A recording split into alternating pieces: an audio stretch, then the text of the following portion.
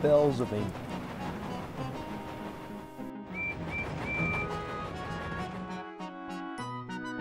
The bluebells are coming, oh ho, oh ho. The bluebells are coming, oh ho, oh ho. The bluebells are coming, oh ho, oh ho. The bluebells are coming, oh ho.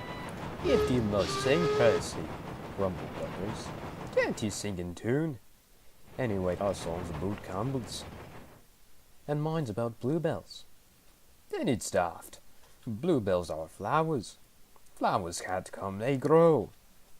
My song isn't daft. Percy was indignant. It is then. How do we find about bluebells? We've a song called the Bluebells of Scotland. But, said Percy triumphantly, the bluebells of England are different. They're engines, and one of them's coming with his controller.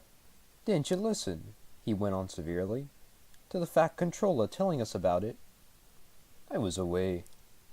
Oh dear, I couldn't understand it all, but engines on the other railway aren't safe now. The air controllers are cruel. They don't like engines anymore.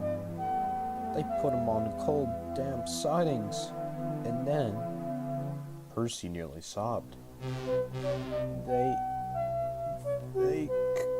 cut them up.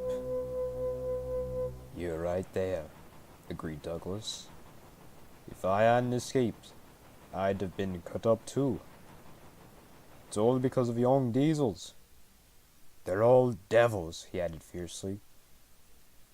Fair play, Douglas, reminded Percy. Some are nice. Look at Rusty and Daisy. Maybe so, answered Douglas. I'd never trust one myself. But what I cannot understand is all your blather about bluebells. The bluebells are kind people who want to save engines. They've made a place in England called the Bluebell Railway. Engines can escape there and be safe. Like me winning away here. Yes, Percy went on, just like that. If they are old or ill, a fitter makes them well.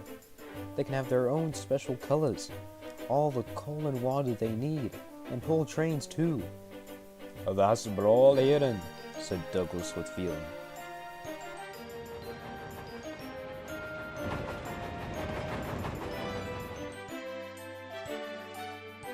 The fat controller says Stepney was the first engine to escape there, so he's asked him to visit us and bring his controller.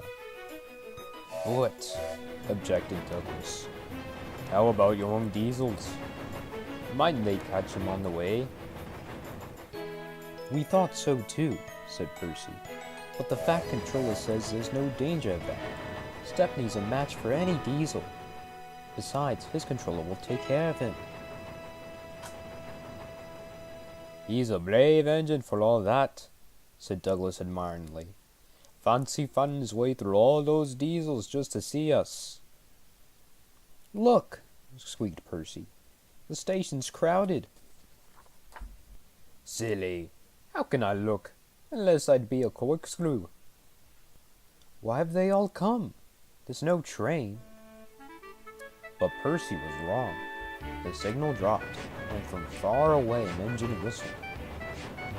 A gleam of yellow shone through the bridge girders. Here he comes, yelled Douglas.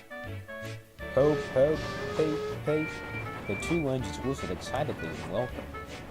Peep, peep, replied Stepney, as with passengers and people waving and cheering, he puffed proudly through the junction on the last stage of his long journey.